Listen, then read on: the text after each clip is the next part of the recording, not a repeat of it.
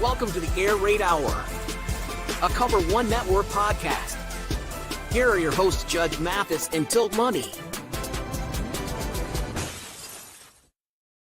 Welcome in, ladies and gentlemen, to the Air Raid Hour. My name is Steve Mathis. You can find me on Twitter at The Bills Guys. Joined as always by my co-host Dave Tilton. You can find him on Twitter at Tilt Money. This show is brought to you by Picasso's Pizza and the Cover One Sports Network. And Dave, we are 3 weeks away from the 2025 NFL Draft. We are almost there. We are making our way through position groups. Today we're going to do edge rushers. Next week, we're going to work on wide receivers. We're going to have a show at some point where we compare players across positions per round, and we'll also get in our no matter what's all before the NFL draft. So we got a lot of work to do. Probably going to be at least one on-demand show before we get there, but it's the best time of year. Yeah, it's the best time of year. Maybe we'll, since tonight we're throwing in a little bit of linebacker with the edge rusher group. Maybe next week when we do wide receiver, we'll throw in a few running backs into the mix as well, just to kind of hit that off. But yeah, we are less than 3 weeks away. First night of the NFL draft, April 24th. So it is coming up quickly, and yeah, we'll have to jam in some on-demand stuff here in the next couple weeks because we're running out of time. Well, tonight we're going to look at edge rusher. Before we can look at edge rusher, the prospects, let's take a look at edge rusher, the depth chart for the Buffalo Bills. Under contract, the Buffalo Bills have Gregory Rousseau, who they just recently extended. They have Joey Bosa, who they have made comments that they want to kind of put on a pitch count this year and make sure he doesn't get too much run in the regular season. They have Michael Hoecht, who's going to be serving a 6-game suspension. AJ Epinesa, who's got 1 year left on his contract, and Javon Solomon entering the second year of his 4-year rookie deal. So the Buffalo Bills are going to need to add bodies to the position group here. I think the question is how early, right? And the second question is what kind of edge rusher? Are they looking for power guys to continue to sort of add to that cabinet? They've got Joey Bosa, Michael Hoecht, Gregory Rousseau in that sort of realm.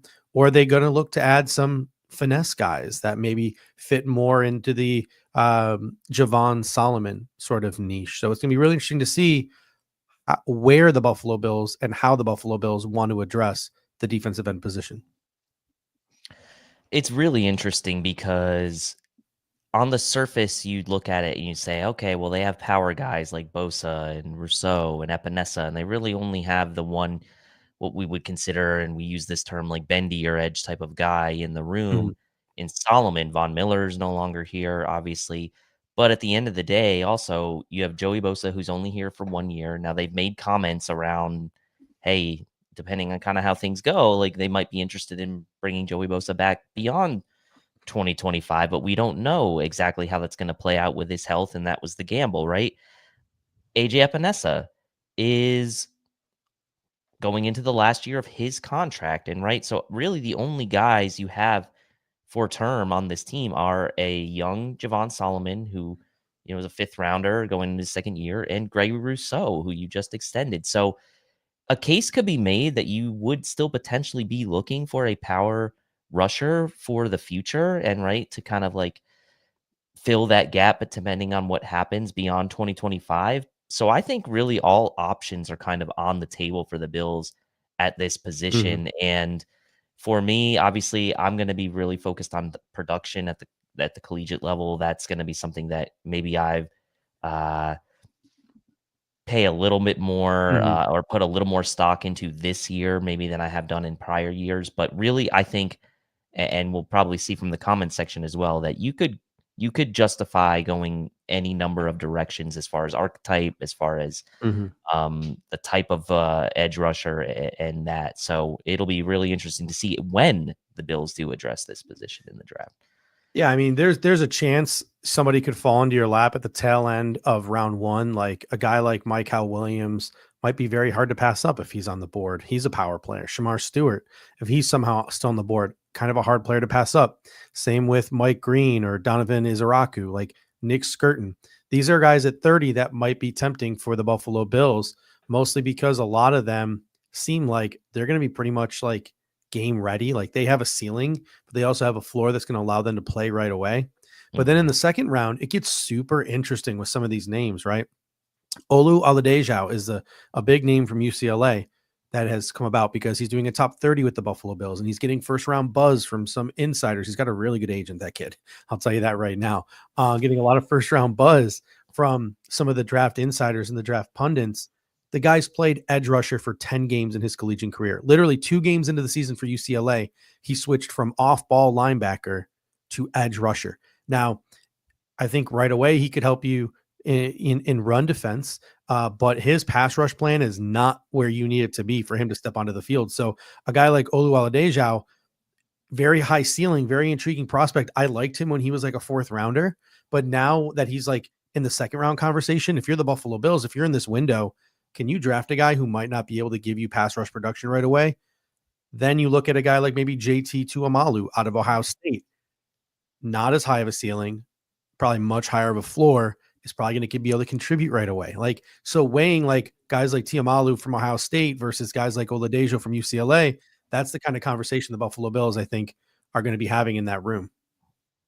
Yeah, and that's another good point. You know, I talk about size or archetype, and then that's another part to the equation, right? Is like who can come in and contribute right away, and sort of what do you need them to contribute right away. I like JT from Ohio State. I think he's on my sort of short list of guys that I'm very interested in because I do believe he can come in and play right away. And obviously Jack Sawyer gets a lot of attention, but to me, I think JT is the better prospect in my opinion.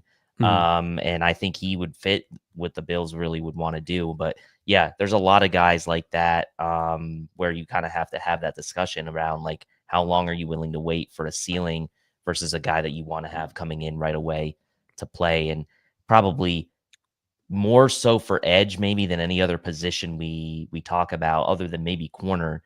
IDL maybe not so important as it was last week to kind of have that conversation. But for edge, I do think it's quite important. Ralph Wilson Sr. comes in and says, has Dwayne Smoot signed elsewhere? I don't believe he has.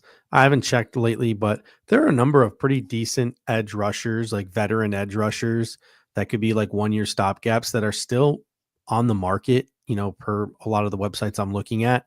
So I think the Buffalo Bills, if they do strike out at edge rusher, they do have probably a couple of veterans. Dwayne Smoot could be one of them that they could rely on and bring in on some 1-year deals to sort of, you know, bridge the gap to maybe attempting to draft an edge rusher again next season.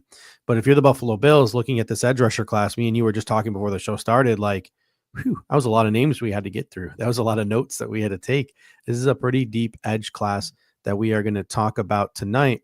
And speaking of Dwayne Smoot, that's another archetype maybe the Buffalo Bills are trying to fill. Like Michael Hoecht is sort of that Lorenzo Alexander type that we haven't had in a long time, where he can be kind of a versatile chess piece. But what about that versatile inside-outside chess piece that Dwayne Smoot played last year? Obviously, maybe Rousseau could do it. He's done it in spurts. AJ Epinesa kicks into the inside every once in a while and runs some stunts. Maybe Joey Bosa has the power to do that. But if you're the Buffalo Bills, you're looking at names like Landon Jackson. You're looking at names like Jordan Birch. These are guys who can come in and be power players on the edge, but also possibly kick inside on passing downs like Dwayne Smoot had success with for the Buffalo Bills. So a Dwayne Smoot style of player, I think, could be something that could be intriguing to the Buffalo Bills as well. Yeah, I do think Hoyt's going to bring some of that for you, but you know, I feel like Rousseau and Epinesa and even really Bosa at this stage in his career is they're probably not going to do that a ton, right? So it would be nice to get a little bit more of that into the room. So yeah, I think these are all considerations that, you know, when we analyze these prospects and the Bills will make when it comes to assessing this edge position. I think another like last bit on the debate around the edge is like, when is the right time to take an edge in this draft?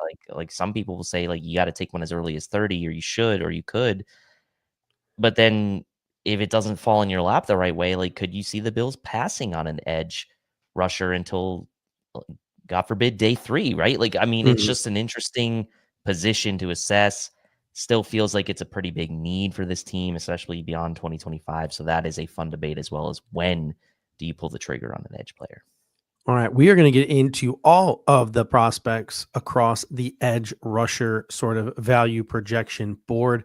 But first, a quick word from our sponsor. What's up, y'all? Khalil Shakir here. When I want Buffalo pizza, it's got to be Picasso's. Khalil Shakir. Your team, our pizza. Picasso's. This is Buffalo Pizza. This episode is brought to you by Picasso's Pizza. With 4 convenient locations in Williamsville, West Seneca, Lancaster, and Blaisdell, Picasso's Pizza has been serving Buffalo's best pizza since 1980. Whether you're local or across the country, you can enjoy their delicious pizza delivered fresh to your door. Visit picassospizza.net to place your order today. Again, that's picassospizza.net. All right, let's get into some of these prospects this evening. And I'm going to start with sort of our first round projections. These are guys who are pretty clear-cut first rounders. The last 2 that I'm going to name have a couple of little question marks around their character. And again, we don't really know too much about these things. We don't have private investigators like NFL teams and all that stuff. So we try to judge them based on them, the players. But if these couple of players slip into round 2, character concerns might be the reason why. Some of the guys we have here, Abdul Carter, the Bills have absolutely no shot at. He's probably going to be the 2nd or 3rd overall player taken in this draft. You have Shamar Stewart, Michael Williams, Mike Green, and James Pierce Jr. The last 2, Mike Green out of Marshall and James Pierce Jr., they got some question marks around, character, work ethic, things like that. Would not shock me based on some of the things the insiders are saying if one or both of those guys slip to the Buffalo Bills, slip into the 2nd round. Probably James Pierce would be less surprising than Mike Green just because Mike Green is so freaking good at football. But those are the names that we are looking at to start. And let's take a look at the first maybe semi-realistic possibility for the Buffalo Bills. And really, it's not even that realistic. And that is Shamar Stewart out of Texas A&M. 6'5", 267, 34-inch arms. He had a perfect 10 RAS score. The freakiest of athletes. He was one of the talks of the combine, along with guys like Nicky Memorier. He's a power edge. He had a pass rush win rate in true pass sets of 14%. So it's not that great, but more than 30% of his career tackles have resulted in a loss. I got the wrong notes here. I got that's Michael Williams, so my bad. But power edge, pass rush win rate of 16%, which is not great. Only 4.5 career sacks over 3 seasons at Texas A&M. And a lot of people like to point to that scheme at Texas A&M that does not allow the edge rushers to attack as one of the reasons for that lack of pass rush production. But Shamar Stewart, big time edge setter. He wins with his length and his power. He's got prototype size. He's got that, that pedigree, that athletic pedigree. McDermott's going to love his versatility, his ability to go inside, outside. He's got explosive bend. He's just absolutely crazy for his size. But at the same time, though, extremely raw. His production does not match his traits. He dropped from 290 to 267, which is obviously something to monitor. And he hasn't really figured out a pass rush plan yet. So Joe Marino, I was listening to Locked On Bills, and he was breaking down his defensive ends. He compared Shamar Stewart to Gregory Rousseau with less polish and more juice. So definitely someone who's going to be in the Buffalo Bills sort of stratosphere of players that they're really going to look at. Yeah, and I mean, this is a guy that perfectly kind of sums up sort of what I was talking about at the open, right? Is like the college production just is not there, right? But the athletic profile is absolutely freaky, right? 6'5", almost an 85-inch wingspan. You mentioned the 10.0 RAS score. The sack numbers weren't there. We know that. Only 2 in 2024. A lot of near misses. He's had 2 sacks each of the past 3 seasons, so the numbers don't really pop off. 4th best run defense grade of this edge class of those with at least 450 snaps. So he did do his part in defending the run. So this would be a guy that you bet on the traits, right? And you bet on the athletic profile that you can get the most out of him. And also depends on what your intentions are, right? With Gregory Rousseau, maybe the intentions weren't necessarily for him to be a 10 to 12 sack guy, but he's doing exactly what the Bills asked him to do. What are their intentions with a guy like Shamar Stewart if they were to draft him from a sack production standpoint? Because the athletic profile certainly would be something that I think would be interesting to the Bills. The next guy up is Michael Williams, who's another freak athlete, so much so that I accidentally in my notes combined the notes of Shamar Stewart and Michael Williams. So I am really, as I'm reading my show notes, trying to figure out, which one was Michael, which one was Shamar, because I accidentally combined them a little bit here. But Michael Williams, 6'5", 260 pounds, 34-inch arms, did not have a RAS, but he is an absolute freak athlete. He is another power edge. He's got a pass rush win rate of 14%, which is again on true pass sets, which again is not great. But more than 30% of his career tackles have resulted in a loss behind the line of scrimmage. He dealt with an ankle injury in 2024, which limited his production. 2 sacks, but he did have 2 sacks in the college football playoff game versus Texas. So he came back and he rebounded from that ankle injury late in the season, had a big game when it mattered in the college football playoff. Freak tools, high ceiling, just immediate run game impact. He's a big time edge setter. He wins with his length and his power, prototype size. He's got that Georgia pedigree. He's youthful. He's young. I believe he's only 21 years old. He converts power well. Some of the things that he needs to do at 6'5", he needs to be able to stay lower, play with better leverage, and obviously expand his pass rush bag. But he's mostly just a really, really good bull rusher at this point. I mentioned how Joe Marino sort of comp Shamar Stewart to a less polished, more juiced up Gregory Rousseau. I think Michael Williams comp is Gregory Rousseau. NFL.com, Lance Zierlein even comped Michael Williams to Gregory Rousseau as well. To me, Michael Williams, if he somehow drops to 30, instant impact run defender with pass rush upside as a power rusher, to me, that would be a no-brainer if he's 30. Yeah, I like Michael Williams a lot. You mentioned the good measurements, plus arm length, plus wingspan. He's not even 21 yet. Actually, he doesn't turn 21 until June. So young player, kind of the age of a Jordan Phillips that we talked about last week, who was only 20 years old, still only 20 years old. But experience, right? Even at age 20, 3 years in that Georgia system, won the national championship in 2022. And Kirby Smart has come out and praised Williams' work ethic as a guy he specifically called out in press conferences and interviews. That sounds like a guy who's a little bit more mature beyond his age, his actual age of 20. So locker room wise, work ethic wise, the age is sort of not a concern for me based on the things I've heard from Kirby Smart. I do think he can come in and make an impact right away, especially against the run. And then again, it comes down to what do you want out of him as a pass rusher? Again, not another, not huge sack production for him in his career at Georgia, but obviously an impact defender on that Georgia line. So similar to Shamar in that regard, I think I like Michael maybe a little bit more, but really both of those guys kind of fit in kind of the same group for me. Dan Lipke coming in with a great question or a great comment. He says, are you guys nervous about production in someone like him or Stewart? That makes me nervous, especially with how much our guys struggle to produce when it counts. I think a lot of these guys, it is projection. There are some of these guys who have insane pass rush win rate numbers in college, have really high sack totals, etc., but don't have the athletic ceiling of guys like Shamar Stewart or Michael Williams. But there's context to everything, right? I mentioned Michael Williams. He was dealing with the ankle injury, and when he came back healthy from that ankle injury, he had a huge college football playoff game on a big stage against Texas with those 2 sacks.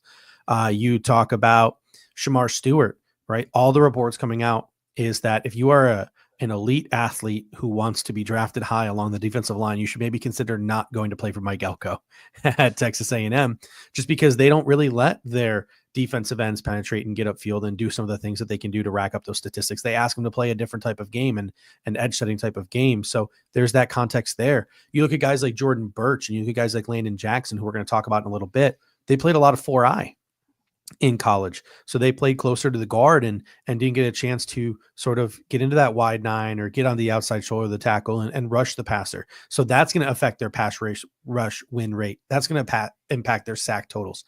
So there's context to sort of everything here. And that's what that is. And we don't have, obviously all the resources that NFL teams do, talking to coaches and figuring out what the issues were and talking to players and figuring out what the issues were. And they have access to some more advanced analytics and more tape than we will ever have access to. So it's really all a projection, but I'm feeling more confident in Michael than I am Shamar, but I think both will be solid players regardless, but I'm feeling more confident that Michael, I think he could have a Greg Rousseau type of trajectory. Shamar, I'm not so sure, but I know he will be a insanely good run defender. But he could be more like Trayvon Walker, right? Where it's just never going to be the value of where you drafted him. But then again, they drafted Trayvon Walker #1 overall. If the Buffalo Bills got Shamar Stewart, it'd be at 30. But you know what I'm saying? Like, I don't know. I just feel a little bit more confident in Michael than I do Shamar. Yeah, I think that's fair. And I think I'm kind of right there with you on that one. The next guy up on our list here is Mike Green, and this is one of my favorite players in this draft class. Out of Marshall, 6'3", 251 pounds, 32-inch arms, no RAS. He's more of a finesse bend edge guy. So questions about whether the Buffalo Bills will have interest. They have shown interest before, guys like Von Miller, guys like Javon Solomon, but Mike Green is certainly not their type. But this guy had a pass rush win rate in true pass sets of 28%, which is a really good number. He was the Sun Belt Conference Defensive Player of the Year last year. He led the FBS with 17 sacks. He ranked second with 22.5 tackles for losses and had 59 pressures. So if you're going to play against lower level competition, you better dominate lower level competition. And that is what Mike Green did. He's explosive and powerful. He comes up the line fast with strong arms. He's got a nonstop motor. He plays tough. He brings a lot of energy. He's aggressive. He's got physical play. He beats blockers by using his quick hands and smart moves. He bends really, really well. He could turn the corner smoothly and stay low to reach the quarterback. He's got a complete bag of pass rush moves, swim, chop, spin. He can power through and beat blockers as well. Obviously, at his size, there are concerns. He lacks length and mass, like very low. He's the very low percentile. Like you're not betting on the athlete here. You're betting on the tape and you're betting on the football player. He can maybe get a little too into his pass rush plan and lose his contain responsibilities. His hard charging style makes him vulnerable to some misdirection because he's a very aggressive player, but you'd rather have to coach a player to reel it back than have to teach a player to go out there and be aggressive. The one big issue outside of the measurables for Mike Green and the size for Mike Green is he does have 2 sexual assault allegations against him, one in high school, one at the University of Virginia. He was kicked off the University of Virginia football team. However, no charges or anything came out of either of those allegations. So that's Mike Green. I really like him. I don't think the Bills are really going to be in on him, though. I don't think they will either. I just think there's enough other guys around this area. I mean, PFF had him back in February as their number 11 overall prospect. You mentioned he led FBS in sacks last year with 17. He's certainly sort of in that more of the Von Miller body type, bendier type of guy, as opposed to like an AJ Epinesa or a Groot. PFF's second best pass rush grade for all draft eligible edges with at least 450 defensive snaps, and he's the only edge player in the class with 450 defensive snaps that had both a 90+ pass rush and a 90+ run defense grade in 2024 per PFF's grading. But again, there are some of the concerns off the field. You wonder with guys like Michael, Shamar Stewart, we're talking about Donovan here in a second, like, would the Bills really be in on a guy like Mike Green? Obviously had the massive year in 2024 with the 17 sacks, but is that enough to potentially sway the Bills to make that pick? I would see it as being unlikely, but they do surprise me sometimes, so you just never know. Now we're getting to the range more so of guys that could drop to the Buffalo Bills at 30. This guy is projected to be probably a first rounder, but he's falling out of the first round of a lot of mocks for some rumored work ethic concerns, rumored by multiple draft insiders. And that's James Pierce Jr. out of Tennessee. 6'5", 245, 34-inch arms, 10-inch hands, like big, massive hands. No RAS for him, but he ran a 4.47 40 with a 1.56 split, which is absolutely 9.4 RAS. Oh, his pro day numbers came in then. Okay. So a 9.4 RAS, 4.47 40, 1.56 split. Like that's nutso linear explosion. Like absolutely insane linear explosion. The thing is, and I think Joe Marino did a really good job explaining it on Locked On Bills, not really bendy for a finesse guy. Like he's super linear. He's going to need to add bulk and mass in the pros in order to set the edge in the run. So is he really a fit for the Buffalo Bills? You have those work ethic concerns. So you compound all of those things and you're like, okay, why would anyone consider him at the tail end of the first round, or why would the Bills consider him? Well, I mean, the dude's got a pass rush win rate in true pass sets of 27%, which is great. This guy was first team all SEC. He led the team with 13 tackles for losses, 7.5 sacks. He's got an absolutely explosive first step. Even if he's just a situational pass rusher, he is going to be possibly a very deadly situational pass rusher in the National Football League. So there will be a number of teams that will be interested in that towards the back half of the first round, into the early second round. Maybe the character concerns slip him a little bit more into day 2. But even if it's just that situational pass rushing, James Pierce Jr., so maybe like a little Brian Burns to his game. Like I think that'll intrigue a lot of teams. And I don't think it'll be the Buffalo Bills, but who knows? Yeah, Brian Burns is an interesting one. Montez Sweat comes to mind as well. Back in February, PFF had James Pierce Jr. as their 9th overall prospect, 30 career tackles for loss, 19 and a half career sacks, highlighted by a 10 sack, 15 TFL season in 2023. Highest pass rush win percentage of any edge in the class with at least 250 pass rush snaps. You already covered the pass rush win rate metrics, so those metrics pop off the table. 6'5", over 80-inch wingspan. Very intriguing. So for me personally, I have James Pierce Jr. actually ranked a little above Mike Green on my personal rankings. But again, that's just personal preference. I know there's some concerns with both of these guys. I am a little bit more intrigued by a guy like Pierce than I am Green, but they're right both kind of in that same group. The next sort of batch of players that I have here are guys who maybe some of them could hear their name called in the first round, and maybe second round is more likely for these guys, but it's hard to imagine a world where they slip out of the second round. Those players are Donovan Ezeruku out of Boston College, Nick Skirton out of Texas A&M, Landon Jackson out of Arkansas, and Olu Oladejo out of UCLA. We've already talked about a couple of these guys a little bit. I'm going to start with Donovan Izaraku, and I know he's one of your favorites. So I'll let you take over in a second here, but 6'2", 248 pounds, 34-inch arms. He's got an 8.28 RAS, no 40 for Izaraku, unless he did one in his pro day that I missed, but he's got an elite explosion and elite agility grade. He's a finesse edge, but he's got pass rush win rate on true pass sets of 19%. Not the greatest, but not the worst in the world. He won the Ted Hendricks Award for the nation's top defensive end. He was a first-team AP All-American, ACC Defensive Player of the Year, first-team All-ACC, ranked second in the FBS with 16.5 sacks, third with 20.5 tackle for losses, and he had a whopping 60 pressures. So the production and the profile is there for Donovan Izaraku. He's quick and agile. He's strong and long. He's really good at slipping blocks. He's smart and athletic. He's a creative pass rusher with a ton of different moves. Some of the negative things maybe about him, he's certainly willing, but is he able at his size to be the edge setter that the Buffalo Bills want? He has showed that he struggles maybe with pullers and lead blockers, etc. And he doesn't have bull rush power. I think that to really push people back, that I think maybe the Buffalo Bills might appreciate from a defensive end. But at the end of the day, I think the Harold Landry comps are spot on. Another Boston College guy for Donovan Izaraku. I think he's a really good player.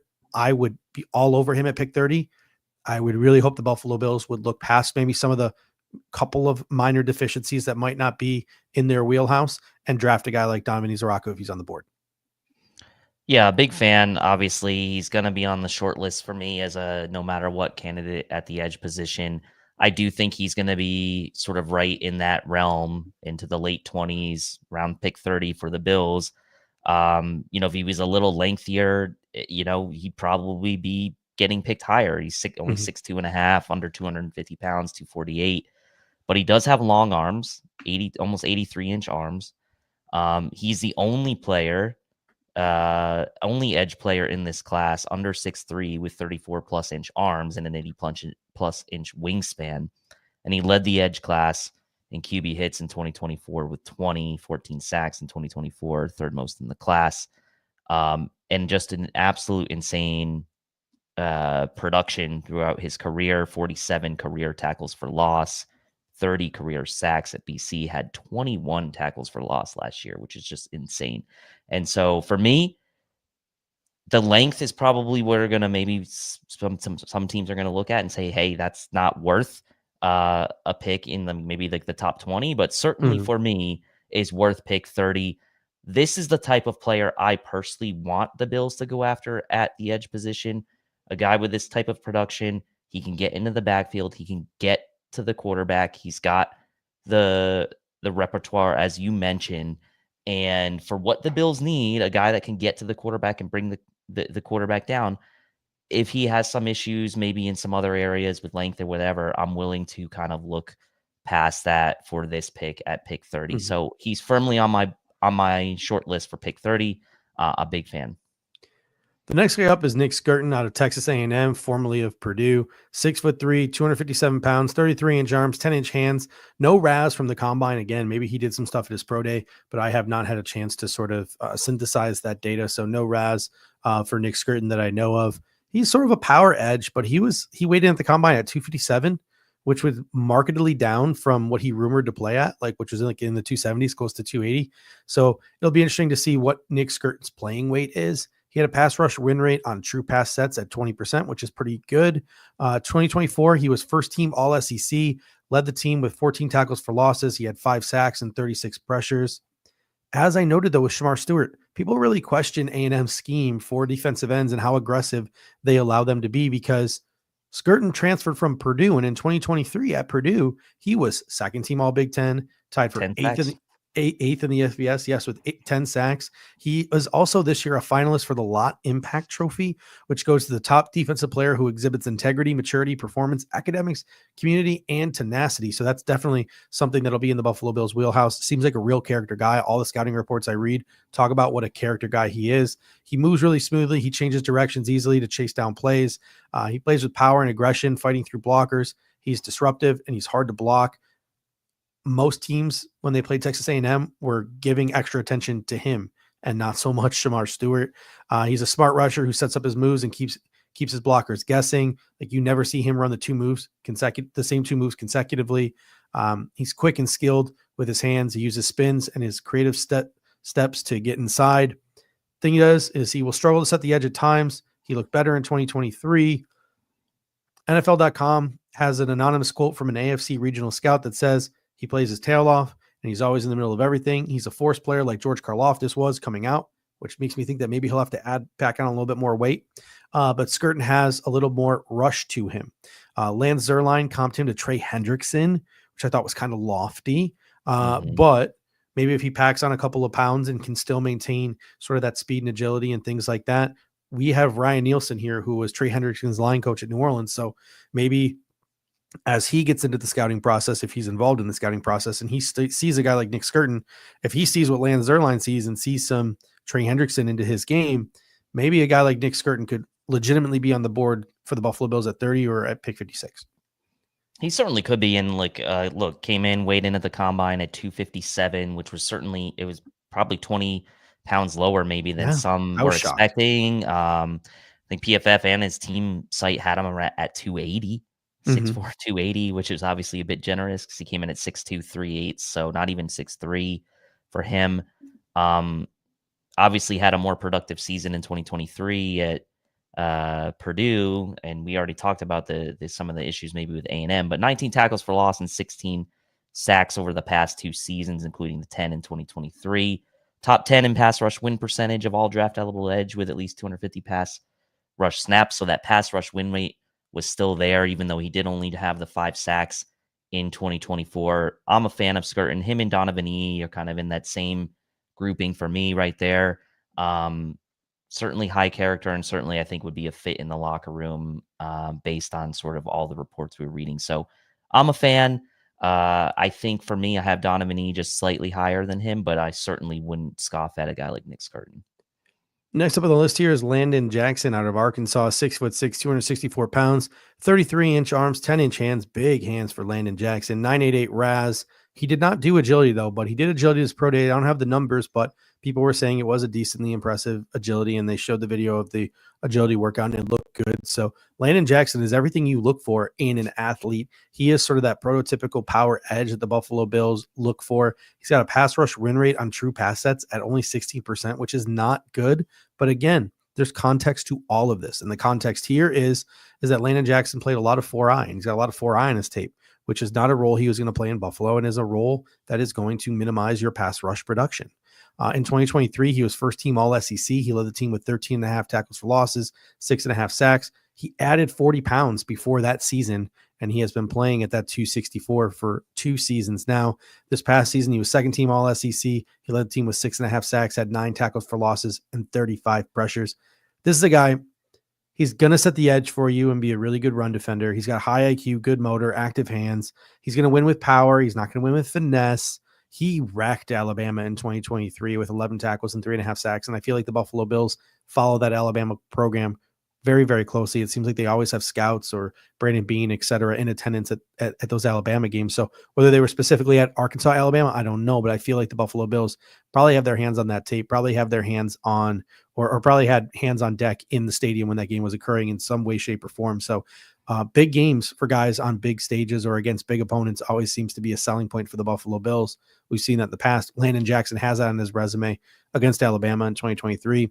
Some negatives: he's high cut, he's stiff, right? Doesn't have maybe the production profile as a pass rusher that you look for, but you have Greg Cosell going on One Bills Live with Chris Brown and Steve Tasker and stating that Landon Jackson, the raw toolsy prospect, reminded him of Max Crosby, the raw toolsy prospect, not the finished product that Max Crosby became because he reached his ceiling. So you can see why the Buffalo Bills would have interest.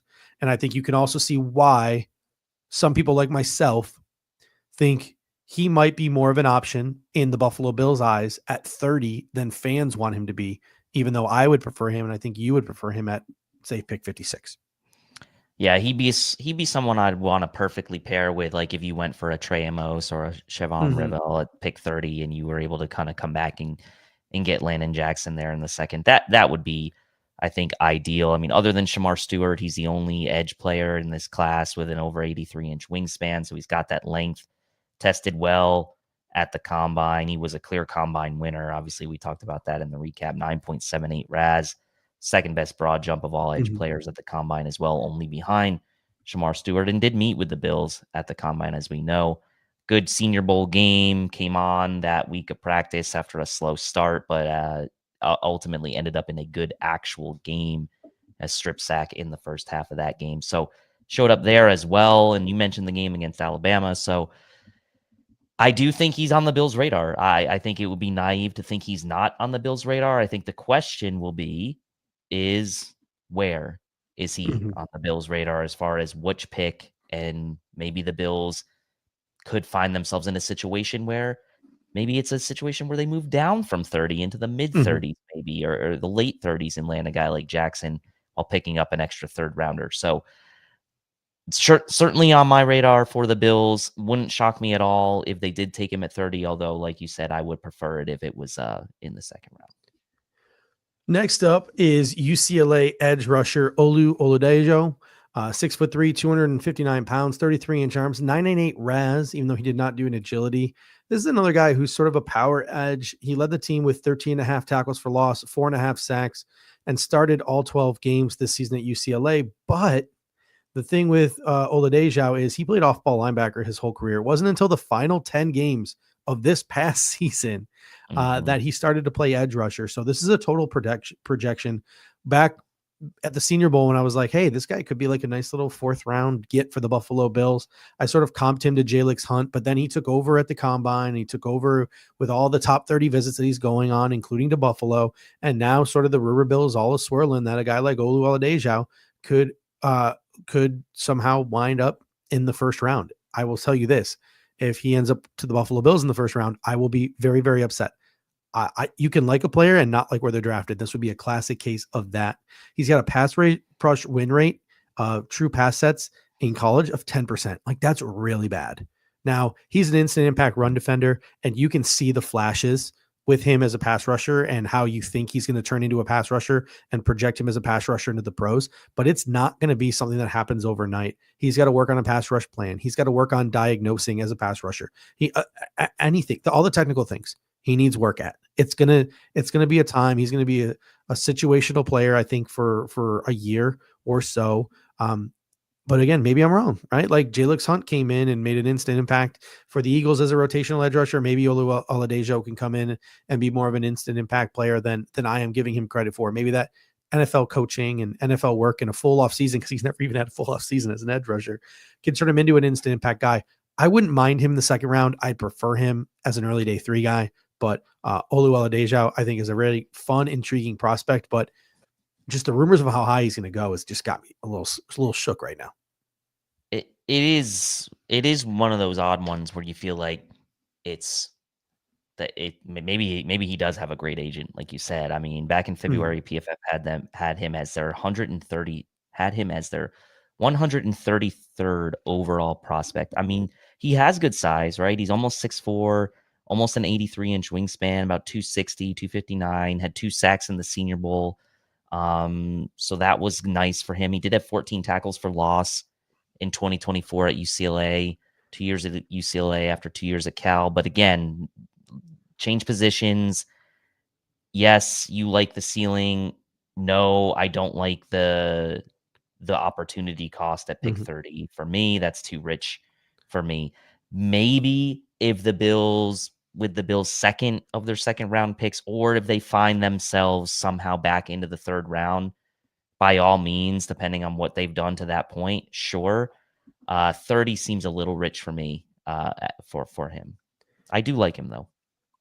On now to the next tier of edge rushers. And again, this is just an absolutely stacked class of edge rushers. And these are the guys who probably going to go on day 2, whether they go in the second or the third round, who knows? My guess is a lot of these names I'm saying are more likely going to be second round picks than third round picks. But at the end of the day, like we've already gone through, including Abdul Carter, like what, 10 or 11 names already? Like we are well into our rankings, and we're now just getting to the second, third round guys.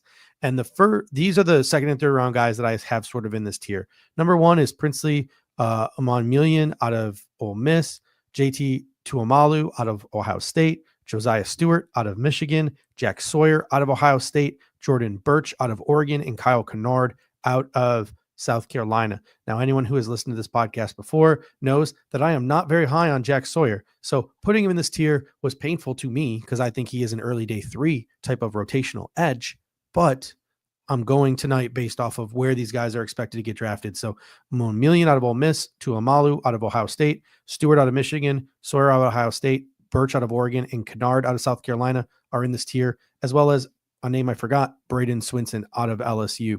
So let's start with someone that Noah Sheldon wants to talk about here, and that's Princey Umanmielen out of Ole Miss. I have him here sort of in my projection board as the 10th edge to come off the board.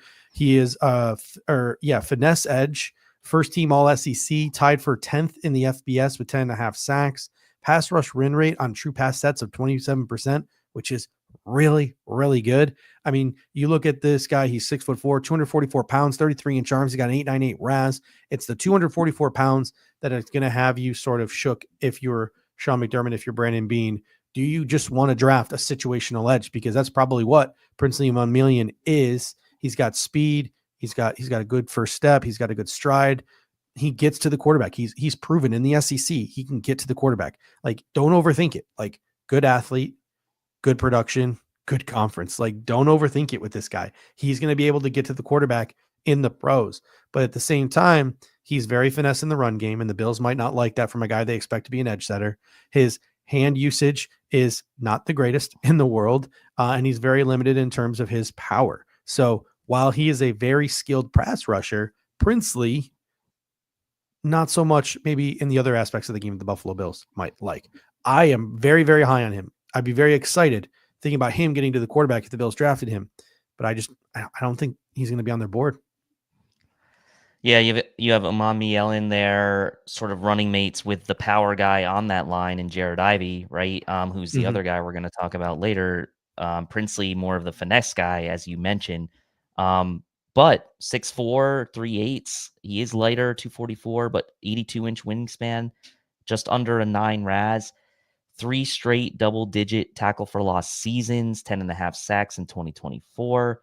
Little more length than a guy like a Donovan E, who we talked about, just a little bit ago, and only one of 5 edge players in this class to have 450 defensive snaps, that had a 90+ pass rush grade and an 80+ run defense grade in 2024. So some good company there for Princely. I'm a fan of Princely.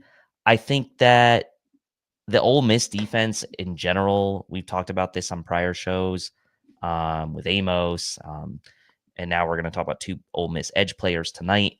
I'm a fan, right? I think that, to me, he's worth a second-round pick, in my opinion. I think some of the things about his run defense, they can be cleaned up. He is able to get into the backfield, and whether that can kind of translate and then into the pros, I'm good with that. But yeah, between him and Ivy, I like both of these guys as options. I'm a fan of Princely. I'd take him in the second round. Next up on the list is JT Tuamalu. This is a guy who might be more in the Buffalo Bills strike zone. 6'4", 265, 33-inch arms with 10-inch hands. Unless he did stuff at his pro day that I missed, no Raz for JT Tuamalu. He is a true power edge. He's got a pass rush win rate on true pass sets of 15%, which is No Raz for him. not good.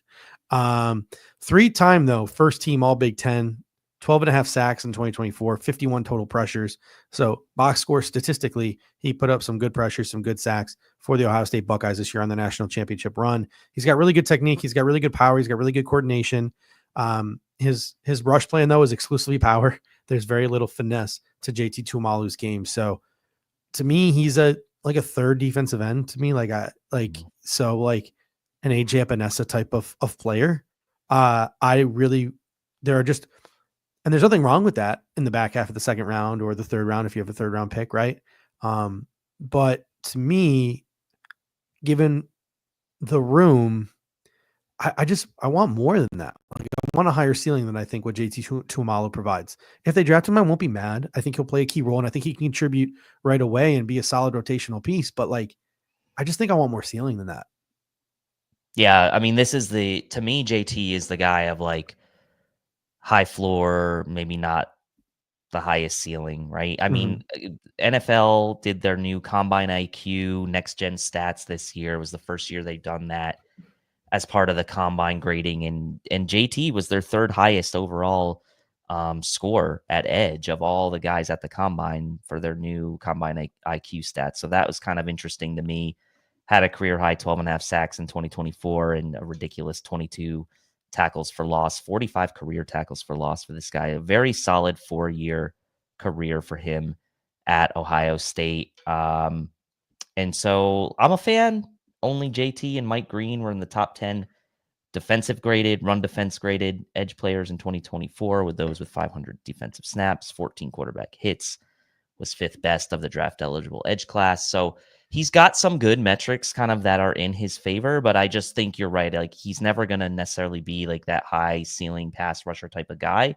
But I do think as a second pick, let's say in the second round, or as a third rounder that you maybe add as part of a trade back or a trade up from the 4th, there are worse players you could go after than a guy like JT. So I'm maybe a little bit higher on him than you are. I think he's worth a bottom half of the second round, third round type of selection as a guy in the rotation. Yeah, I mean, don't get me wrong. I'm with you. I won't flinch. I won't be upset if they take him at the end of the second round. I think I'd just be slightly disappointed if there are some guys with a higher ceiling on the board. Yeah, no, I agree with that. But definitely that's wouldn't be fair. upset. That's fair. Speaking of higher ceiling, the next guy up here on my list is my guy at defensive end for the 2025 NFL draft. And that is Josiah Stewart out of the University of Michigan. 6'1", 250 pounds, 32-inch arms, no Raz, but he is an athletic freak. Maybe there was a Raz from his pro day, but I'm not 100% sure. No Raz for him. People will say he doesn't meet the Bills benchmark, 6'1", 250, 32-inch arms. To that I say, I'm just going to pull out the old Stephen A. Smith quote. I don't care. I don't care when it comes to Josiah Stewart, because he is a football player, a speed edge. He's got a listen to this. Just listen to this. Pass rush win rate on true pass sets of 39%. That's bonkers. That's insane. That is insane. 39% pass rush win rate on true pass sets. For those of you who don't know what true pass rush set is, it's when they take out the account where the quarterback throws the ball in under 2 seconds. They take out play action. They take out screens. They take out RPOs, right? So when a quarterback drops back to pass, Josiah Stewart got to that quarterback 39% of the time in college. That's nutso. No one was even close to that number. Braden Swinton, I think, was the closest.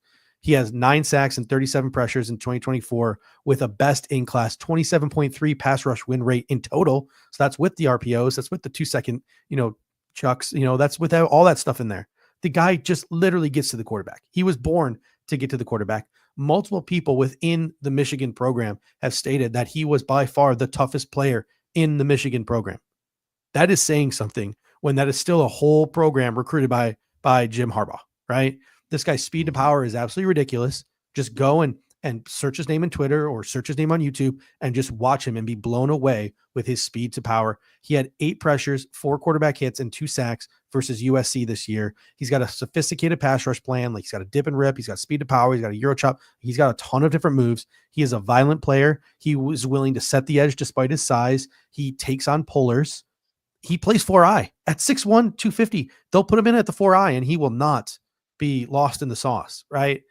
Can he get engulfed at times because of his size? Yes. Does his size not meet the Buffalo Bills benchmarks? Yes. We made Jerry Hughes work for a very long time. I think Josiah Stewart can be a very, very, very good football player.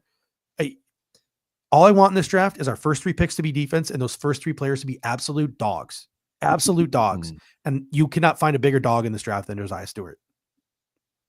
No, I mean, one TFL away in 2023 from having 4 straight double-digit TFL seasons, 48 career tackles for loss, 30 career sacks, had 8.5 sacks a year ago, 2 years at Michigan after 2 years at Coastal Carolina. He earned his way right there. And like you said, he's a dog. I'm a fan of his. The productivity is there. And for me, he'd be all over my board. I agree with you in the second round. And I'd be thrilled if we got a guy like that. People are going to kind of look at his length and be like, it's not necessarily there. But that hasn't really impacted him to this point. I think he's an easy top 100 prospect in this class. And I would be very comfortable taking him sort of there at the end of the second round. Eric K comes in and says, I'm with you. We need players that other teams fear. I did a mock draft on Twitter a couple of days ago, not a mock draft simulator because I don't do simulators, right? But I did a mock draft where I sort of projected where players would go. And I gave the Buffalo Bills Walter Nolan in the first round. I was like, oh, maybe he slips, like perfect world, right? He slips to the end of the first round. We get Walter Nolan, dog, right? And in the second round, I took Josiah Stewart and Jacob Parrish. Some people will consider those reaches at 56 and 62. I don't care. Those guys are absolute dogs at their position. Josiah Stewart will get to the quarterback. He will be an absolute violent player in our front seven. Dog, right? Jacob Parrish might be a little undersized, but across from Christian Benford, I think in the Buffalo Bills scheme, he can make it work on the perimeter. Absolute dog. Like Nolan, Stewart, Parrish. You want to talk about changing the identity of your defense?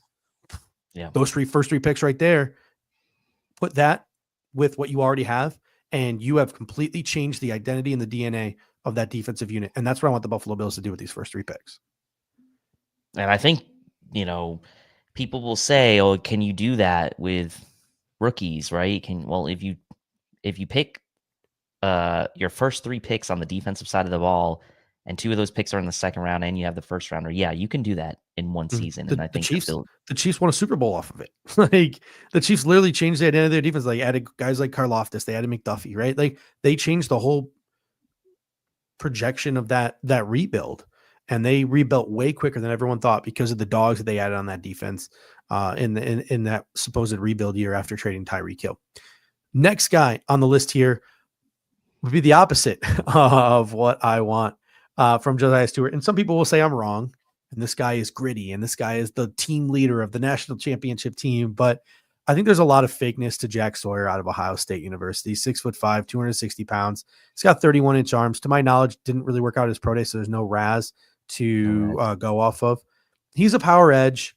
Pass rush win rate on true pass rush sets at 26%, which is very good. Second team, all Big Ten, team captain, Cotton Bowl defensive MVP. Everyone remembers that fumble recovery for a touchdown. He had 4.5 sacks and 6 pass breakups during Ohio State's 4-game playoff run to the Natty. Started all 16 games for the national champions. He had 59 tackles, 9 sacks, and interceptions, 6 pass breakups. It all sounds great on paper, right? He's a power player. You're not getting much from him in terms of speed or bend. He's got good use of his hands. He's definitely got effort and he hustles. He's a motor guy. He's got a very, very, very, very, very high floor. But to me, that floor is like D4. Like I think Jack Sawyer is a rotational guy in the National Football League. I think he's closer to Casey Toohill than Sam Hubbard. He's Chris Kelsey is what he is. And look, don't get me wrong. I like Chris Kelsey and he was fine for what he was, but like, that's, I think what he is. Some metrics look okay on him. 100% this is going to happen. 100%. 100%. Some metrics look okay on him, right? 9th best pass rush grade of all the edge players in the class with 250 pass rush snaps. Had the career high 9 sacks in 2024, 7th most hurries and 3rd most QB hits of draft eligible edge players. 6 batted balls in 2024 was the best of edge players in the class. So there are some things that point to some good metrics, but there's also a lot of, games played there in that as well. So I have him below JT. I like JT more. I have him below all the other guys we've talked about already.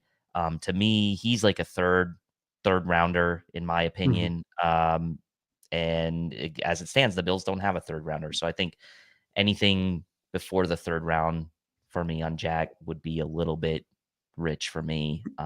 Yeah, I had like a first 10 picks of day 3 grade on him. So like end Yep. of the third round, beginning of the fourth. I'm like, don't get me wrong. Like as much as I like to make fun of like how I'm not high on Jack Sawyer, most of my disdain comes from the fact that like during Ohio State's championship run, people were like, this guy's going to go in the top 20 picks. I'm like, shut up. Like he's not a top 20 pick, guys. Like back half of the second round, I still think it would be a reach. You mentioned third round, fourth round, like he's a good football player. Don't get me wrong. If the Buffalo Bills, if he was the first edge they took, but they took him by trading back up into the third round, I wouldn't be that upset, especially if they could go out into free agency and maybe like get a bendier pass rusher that's still out there or something like that to sort of finish off the room and give a 1-year stopgap. Like I wouldn't be mad. Or they want to give Javon Solomon more run and they really trust the projection of Javon. I wouldn't be mad, but I certainly would not be like jumping out of my seat excited for a guy like Jack Sawyer. Next guy up is another guy I got mixed feelings about, and that's Jordan Birch out of Oregon. 6'4", 279 pounds, 34-inch arms. No RAS, but a 4.67 40 and a 1.66 10-yard split. Pretty good stuff right there. He's another power edge, obviously at 6'4", 279. Pass rush win rate on true pass sets at 24%, which is pretty good. He came, and the thing is like he's another guy like Landon Jackson who had a good chunk of his snaps out of 4i, which is going to limit your pass rush productivity. So that number could be even higher with a guy like Jordan Birch. 9 starts this past season, 31 tackles, 11 tackles for losses with 8.5 sacks, 5 pass breakups, and a forced fumble. He did miss 4 games this season with a knee injury. He's got that prototypical frame with outstanding traits and a good lean mass. He's got good bend and dip for his size. He's got a really strong bull rush. He's a wrap-up tackler. Like he doesn't miss guys when he gets him in his grip. And he projects well, I think, into a Dwayne Smoot type of role. However, when you look at Jordan Birch, what are some of the downsides? Despite his frame, he struggled versus the run in 2024.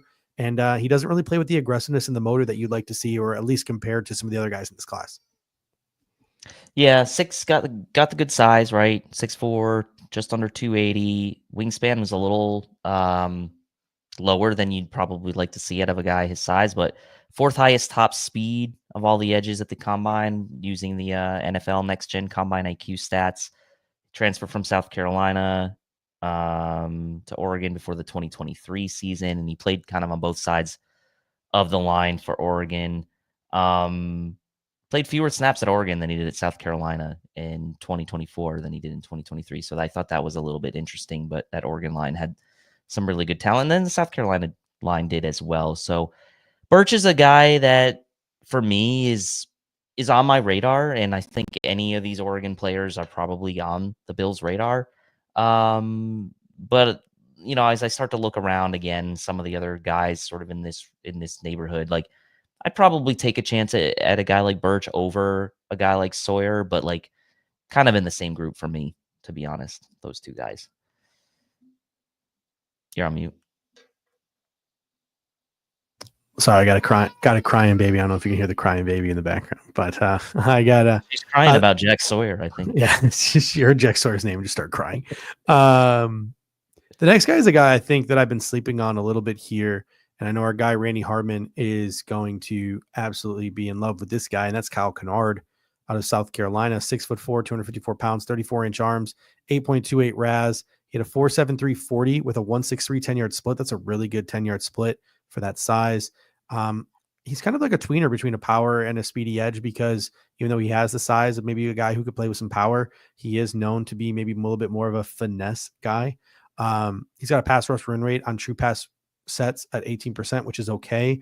But I mean, this is a guy who was second team AP All-American. He was SEC Defensive Player of the Year. He was first team All-SEC. He won the Nagurski Trophy for the nation's top defender. He led the South Carolina Gamecocks in the SEC with 11.5 sacks, 15.5 tackles for losses, explosive first step and violent hands, block recognition, really good block recognition. He takes fantastic angles in pursuit, unreal motor, those 34-inch arms at 1.63 10-yard split. You can see it when and you watch him play, he's productive, he's athletic, he's played really good competition. 1, 2, 3. Like that's some really easy arithmetic right there. Productive, athletic, played good competition. So in the negatives, though, he can be knocked off balance. He struggles to shed. There was an anonymous NFC national scout for his NFL.com profile that is quoted as saying this: the production looks great, but there are too many times where he gets bullied for my liking. So those are some of the sort of negative aspects of Kyle Kennard's game that the Buffalo Bills would have to reckon with. But what are your thoughts on Kyle Kennard? Well, I think those are the reasons why we're not talking about Kyle Kennard as maybe even like an early second round pick, right? Is some of those flaws about him getting pushed around a bit, because otherwise he checks a lot of boxes for the Bills, much like his teammate TJ Sanders does on the interior of the defensive line. Pretty good RAS, 8.57. You mentioned the career high 11.5 sacks and 16 tackles for loss in 2024 after spending his earlier years at Georgia Tech. So another transfer guy. I like a lot of the transfer guys actually in this class, but I'm a fan of Kennard. I like him more than Birch. I like him more than Jack Sawyer. He's a little bit higher for me. PFF had him inside their top 60 overall prospects back in February. I don't know where they have him right now, but I think a top 75, top 100-ish player in this class. And yeah, for a guy that's 6'4", 254, 34-inch arms, almost 82-inch wingspan, athletic. I'm a fan of his. I think he would be a guy, like if the Bills found their way back into the third round and they hadn't taken an edge player yet, I would certainly be willing to pull the trigger on. Next up is Braden Swinson out of LSU, another one of my favorites in this class. 6'4", 255 pounds, 33-inch arms. He's got an 8.28 RAS, 4.73 40, 1.63 10-yard split. He's more of a finesse edge despite being a little bit bigger. He's got a pass rush win rate on true pass rush sets at 30%, which again is an insane number. It's number 2 behind Josiah Stewart. Second team All SEC. He led the team with 13 tackles for losses, 8.5 sacks. He played in all 13 games this year. He's got active hands. He's got really well-timed release. They just struggle to keep him out of the backfield, right? This guy gets into the backfield. He penetrates a lot. He's a really good penetrator, good acceleration and closing speed. What are some negatives on Braden Swinson? Needs to add a little bit more to his frame. He's kind of high cut.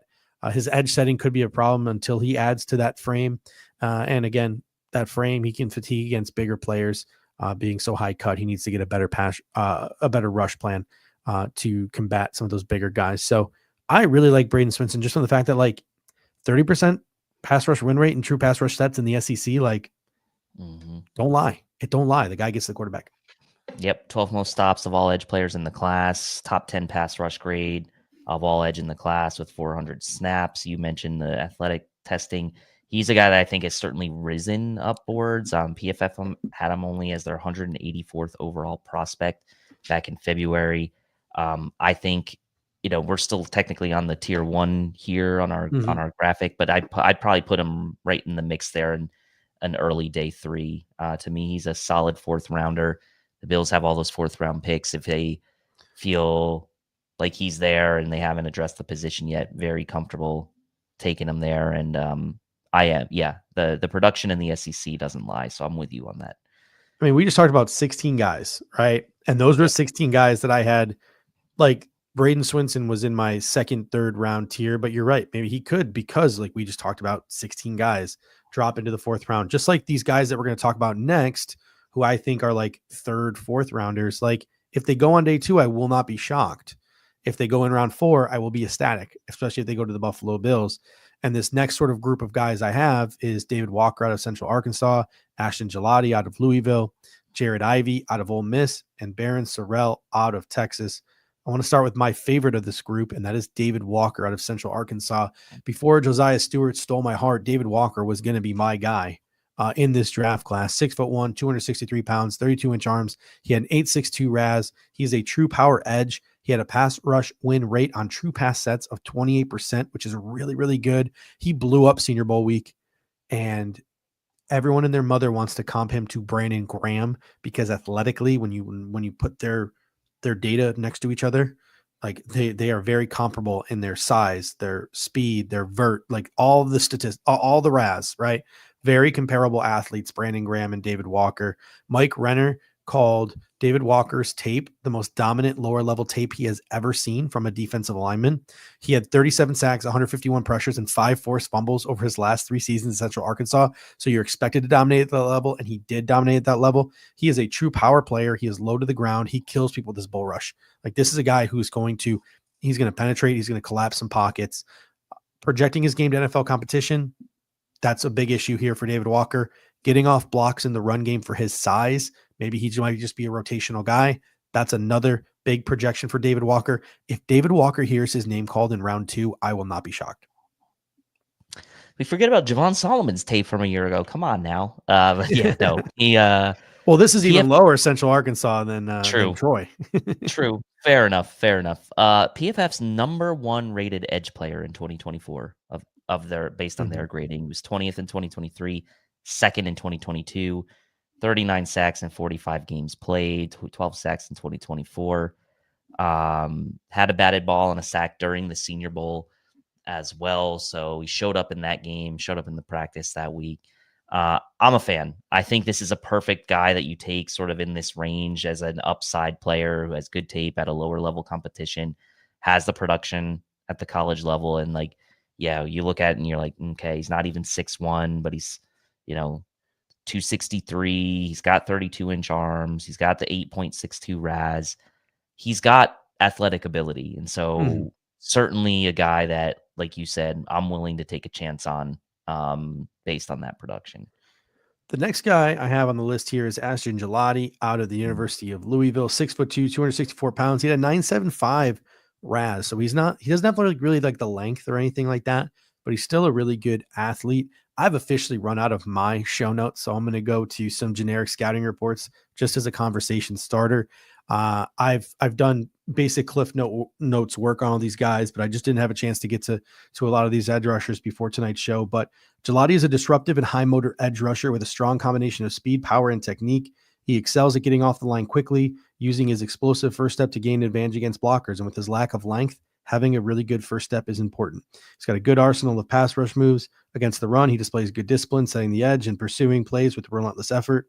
Gelati is intriguing because of his size, which could allow him to play multiple roles, but it could also prevent him from ever becoming a surefire starter at either edge or on the interior.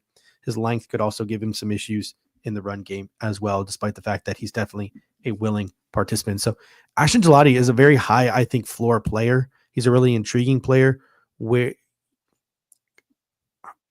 you kind of got some boogie bashing to him a little bit, but like if it's a 4th round pick, who cares, right? Like you can maybe turn that into something, right? I'm not seeing a guy like Ashton Gelati going in the 2nd round. Some people have him there because he's, I think, a really talented football player, but I think at the end of the day, his stature and his build is going to slip him, especially compared to some of these other guys who are more specimens. Yeah, I think he's right around sort of that top 100 threshold if you want to kind of think about where he might fall in the draft. Like he's kind of like, you can say he's inside the top 100 players in this draft. If you can say he's right outside it, I think that's right around, I think, where he is for me. He really had a good 2023, right? 11 sacks and 15 tackles for loss in 2023. Kind of came back down to earth a little bit of injury as well. But sixth best pass rush win rate of draft eligible edge players with 250 pass rush snaps.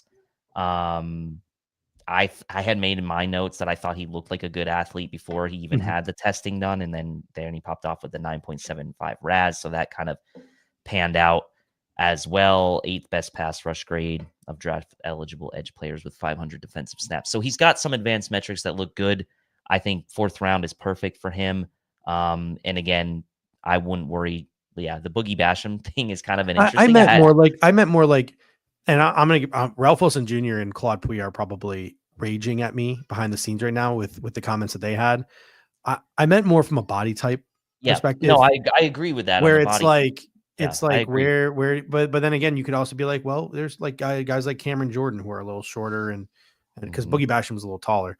But just like kind of like that, where does he go? So yeah, I don't know. I'm kind of at a loss for words on Gelati because I haven't done too much work, but I do think he's a really, really interesting player. And from what most people have told me, he's like really fun to watch. So he's a guy, I I think second round might be too rich for my blood, but if we trade back up into the third round or he's sitting there in the fourth round, he's there. I'd be really excited to add a guy like Ashton Gelati. The next guy up is Jared Ivey out of Ole Miss, 6'5", 274 pounds, only a 2 RAS. Not great testing for Jared Ivey. This is the generic scouting report on Jared Ivey. Flashes an impressive pass rush plan, but his heavy feet limit his ceiling. He can run through an opponent's chest with his long arms, but he can also win through the inside and outside shoulder with a bevy of proactive rush moves. Ivey would be higher on the board, but his slow processing speed and lack of reactive athleticism hurt his consistency as a run defender. So this is a guy who he's got that long arm. He's a power player. He's got that Dwayne Smoot type of body. I think the fourth round might be a really good place for a guy like Jared Ivey if the Buffalo Bills, and who knows, maybe they're looking to double dip and they're looking to complement like a bendier guy with a more power guy. And a guy like Jared Ivey in that case could be a really interesting concept in like the fourth round. He reminds me a bit of a guy I liked a couple drafts ago, and Peyton Turner, who went to the Saints, the edge player from Houston. To me, Ivey reminds me a little bit of Peyton Turner. Had the highest athleticism score of all the edge players at the combine with NFL Next Gen Combine IQ. Fifth best pass rush grade of edge players in the class with 450 defensive snaps, 8 sacks and 3 batted balls in 2024 after 8 sacks in 2023.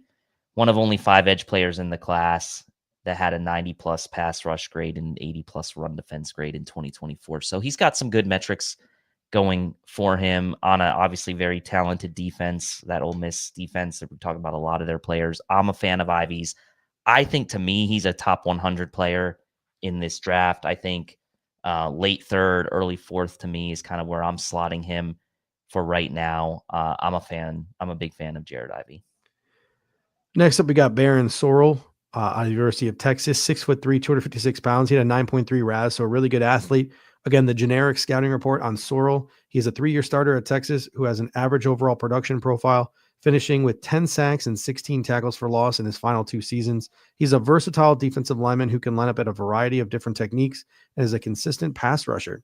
Primarily winning with his athletic traits, Sorrell is above average athlete who moves well in space and can close quickly on the ball. He struggles with meeting physicality at the point of attack and is below average run defender, 5.1% run stop rate, who doesn't handle anchors well versus double teams. So clearly a limited guy here in Baron Sorrell, but when you get into the 4th or the 5th round, if you're looking for a rotational guy, a good athlete like him, maybe he gets some NFL coaching and some things start to click, or gets into an NFL weight room and changes some part of his body composition, and maybe something clicks for him. So certainly not like some guy that's like undraftable in a Baron Sorrell. I think he's, to me, 4th round is a really good place to pull the trigger on a guy like him. Now, if you're the Buffalo Bills and you're looking for a more immediate impact contributor, he's probably just more bottom half of the rotation guy than he would be a guy who could come in and really make an impact. But we're past those kind of players at this point.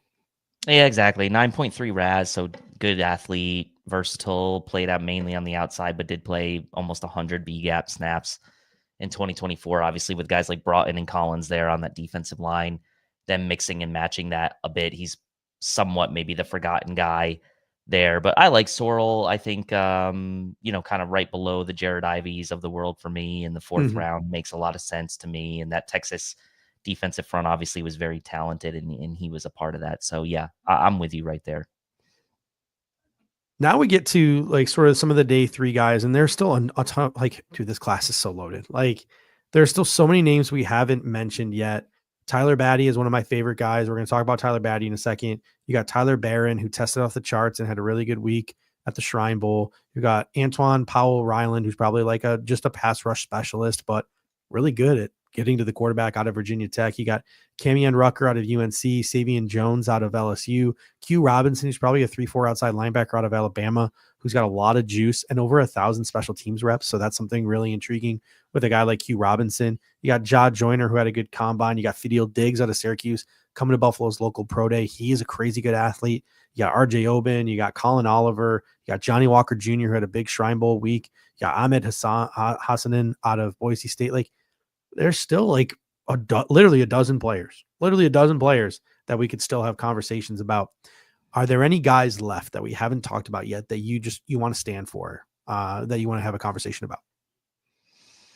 Man, I mean, I like Hassanine, honestly, out of Boise State. He's interesting to me. 7.06 RAS, has a very interesting journey. Obviously born in the US, but moved to Egypt when he was 6 years old. So he has a really interesting backstory. 33 tackles for loss and 22 sacks over the past season, eighth most hurries, second most QB hits of draft eligible edge players this year. Standout performer at the Shrine Bowl. Um, Justin Mello from TDN had a really nice interview with Hassanine that you can go and check out on the Draft Network, for what's left of the Draft Network over there. A really good story on him. I like guys like that. Antoine Powell-Ryland, you mentioned, he's also interesting to me. He tested really well athletically, 9.17 RAS, transferred to Virginia Tech from Florida before the 2023 season. 19 tackles for loss and 16 sacks in 2024 after 15 tackles for loss and 9.5 sacks in 2023 at Florida. So, man, he really blossomed after this transfer of Powell-Ryland, that is. And so I'm a fan of his. And then we mentioned Johnny Walker. I've mentioned Johnny Walker Jr. as well at times, throughout the course of this show and other things. Was only one of 4 players in this class that had at least 34 hurries and 10 sacks. It's pretty elite company for a guy that's really not getting talked about a lot as even a mid-rounder. So, yeah, I think Powell-Ryland, Hassanine, Johnny Walker Jr., those are certainly 3 guys that I'm keeping my eye on as we head into kind of day 3 for the edge class. Yeah, the one guy that I really love as a double dip candidate edge rusher is Tyler Batty out of BYU. He's an older player, obviously. BYU, Mormon Mission, 5th-year senior. 6'5", 271 pounds, 8.76 RAS. Highly instinctual and physically robust pass rusher, known for his intense awareness and anticipation. As an exceptional run defender with a long frame and powerful playing style, Batty offers NFL teams a reliable and high floor prospect. His mauling mentality and strong foundation will enable him to contribute immediately at the professional level while further developing his pass rushing skills. He reminds me of like a high upside like Casey Toohill, and there's nothing wrong with that, like in the 5th or the 6th round, right? For a guy like Tyler Beatty, like the John Comiskey types of the world who just retired. Like, I think he's a really good football player. I think he's got a really good floor. Really big on Tyler Beatty. Somebody mentioned Savion Jones. I think he's another really interesting one as well, and maybe a guy that I'm personally slipping on. 6'5", 280 pounds with a 9.19 RAS. He's powerful and athletic pass rusher with a strong and physical playing style and relentless approach off the edge. The former multi-sport high school athlete, always like to hear that, has NFL-ready size at 6'6", 280 pounds, and he's still honing his pass rushing skills. With his natural length, he effectively creates leverage and showcases impressive technique, including a strong swim move with his long arms. A team could consider taking a chance on Jones as early as day 3 of the draft. So Savion Jones is another guy. Like, I think he checks a lot of boxes for the Buffalo Bills.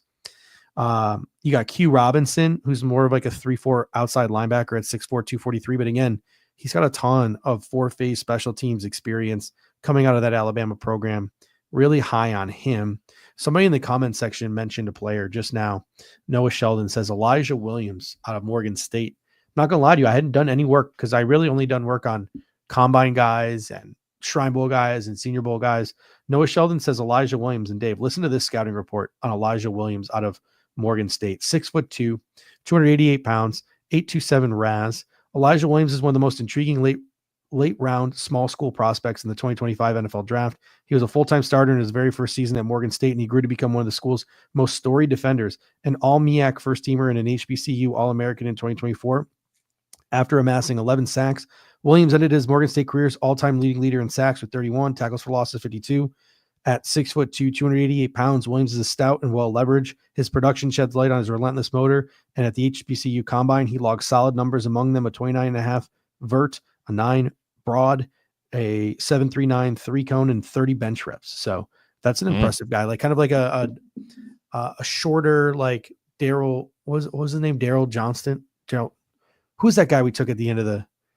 We traded him to Carolina. Why am I blanking on his name? But just like a high ceiling guy you draft at the end of the draft type of guy. But yeah, there's just, I mean, Fadil Diggs out of Syracuse, freak, right? Ja Joyner, some good advanced analytics, good combine numbers. Like, there's just so many guys we could still be talking about. Tyler Barron, freaky testing. But I'm just out of gas here with these edge rushers here as we finish out tier 2. Yeah, I Tier mean, two, we've tier talked. two for show purposes, by the way. Yes, for show purposes, I want to make that clear. Like, we're basically just dividing like round 1 and 2, or 1, 2, and 3, and then day 3 to try to like Mhm. split it up. Yeah, I mean, we've already talked about 20, 25 guys tonight. I Yeah. mean, there's more to come, obviously, and um, as the draft rolls on, and we'll end up talking about even more of these guys on social media and stuff. But yeah, I think that's a pretty good recap so far. All right, let's take a quick look at some linebackers, and let's just have just such a like a quick conversation of linebackers. There are some guys at the top of the draft I really like Jihad Campbell. If Mhm. he's available to the Buffalo Bills at 30, I really think that they should consider it. Mel Kiper came out on his first draft podcast and said there were some medical concerns he could drop into the second round. So a guy like Jihad Campbell is really intriguing. Carson Schweisinger out of UCLA has some very Matt Milano type of vibes to his game. A Mhm. really good but smaller, like Buffalo Billsy type of linebacker. If the Bills were off-ball linebacker needy, I think we'd be talking about this Carson Schweisinger guy. There are rumors that he could make his way into the first round for a team that needs a linebacker, but we're not going to have conversations about guys like those today. I just want to reserve just a platform to talk about maybe a couple of linebackers here or there that we have some interest in. And Dave, is there any linebacker in this draft? It could be anywhere in the draft from rounds 1 to round 7 that you have taken a liking to over this pre-draft process. Yeah, I mean, I like Cody Lindenberg. He's been on the Bruce Feldman freak list, obviously. Minnesota linebacker. I thought he kind of had some Milano vibes to him. Danny Stutzman from Oklahoma, second best run defense grade of all linebackers in the class with 400 snaps. You don't really want him in coverage. He's not a coverage backer, but really good athlete, 9.62 RAS. I've taken him in a couple mock drafts that I've done. I like him. I mean, you have to mention Sean Dolek, right, from Buffalo. 90 plus run defense, tackle, and coverage grades from PFF in 2024. PFF absolutely loved Sean Dolek, and I don't know why he got snubbed from all those all-star games and combine and whatever. I will never understand that. Um, and the other guy that I thought kind of caught my attention today after watching some clips and some cut-ups was Smile Mondin from Georgia. Talk a lot about the Georgia defense, and I don't know what Smile Mondin's going to be, if he's going to be a linebacker, if he's going to be a safety. I think he's probably going to be a linebacker. He's really fluid, really good in pursuit, really good in coverage, had 18 tackles for loss and 8 sacks in his career. He's not going to be your thumping sort of run defending type, but as a blitzer or as a guy in coverage, he's reported he's going to have a top 30 visit with the Ravens. So certainly a guy that I would keep my eye on. Smile Mondin Jr. from Yeah. Georgia is someone that caught my eye. Right around that area, I love Poop Hall out of Ole Miss. Pretty much any Ole Miss defender I'm on board with at this point. Demetrius Knight Jr. out of South Carolina is another guy who could go top 100 that I really like. Danny Stutzman, out of Oklahoma is another good linebacker. But the two guys that I really like outside of Sean Dolak, everyone knows how much I like Sean Dolak. Yes. I don't need to talk about that any more than I need to tonight. But my guy in this class is actually not going to be Sean Dolak. That's just a given, right? That's just no need to voice that. That's a given. I really like Teddy Buchanan out of Cal, and just watching so much Cal defense, like Noah Williams, you got Harris at the other corner, you got Woodson at safety. Yeah. They had a nose tackle whose name I'm blanking on, but just a really good defense for Justin Wilcox there at Cal. And Teddy Buchanan was a really good linebacker there. He's high motor. He's intelligent. He's got really good tackling proficiency. He transferred from UC Davis to Cal. He instantly became a leader on that defense. He's always positioning himself to make impactful plays. He's a really good run defender. He's patient. He's effective in gap penetration. Lots of tackle for losses sort of on his resume. He's got really good coverage skills, the ability to disrupt passing lanes and anticipate plays. Is he maybe like the most fluid athlete in the world? Will athletic pass catchers get the best of him? Yes. But like, what linebacker doesn't? I really like Buchanan's instincts and his versatility. And I think that if the Buffalo Bills were considering like the 5th round, pulling the trigger on a linebacker to add some depth competition, Teddy Buchanan would be at the top of my list. And then the second guy on my list after, again, Sean Dolak is there, right? He's in consideration. The next guy is Nick Martin out of Oklahoma State, 5'11", 221 pounds. He had an 8.55 RAS. just a really quick twitch athlete, almost the size of a safety. Excellent play speed as an undersized linebacker. Had high production totals in 2023 before only playing 5 games in 2024. If he would have played more in 2024, I think more people would be talking about him. He led the Big 12 in solo tackles with 83 and 16 tackles for losses. He's an effective blitzer who can consistently impact the pocket.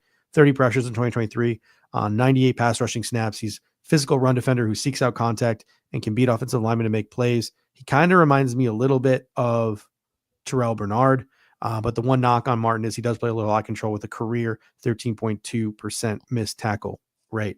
So there's just some linebackers I like. I like Kane Medrano as well. Sean Dolak. There's a bunch of guys. Oklahoma State, right? Isn't that where your boy Rodrigo went? Yeah. Ramron. Ramron. So a bunch of linebackers there's a ton of like very likable linebackers on day 3 of this class. Last year, there was not a lot of likable linebackers. Like I thought Adefano Lufosio was going to be like a 3rd or a 4th round pick. I think we all did when we were, especially the way Daniel Jeremiah talked him up and the way Daniel Jeremiah said like, this guy could start plug and play from day 1 for some teams. Like he said that at the combine. And I really thought that like a guy like Adefano Lufosio would be out of reach for the Buffalo Bills in the 5th round.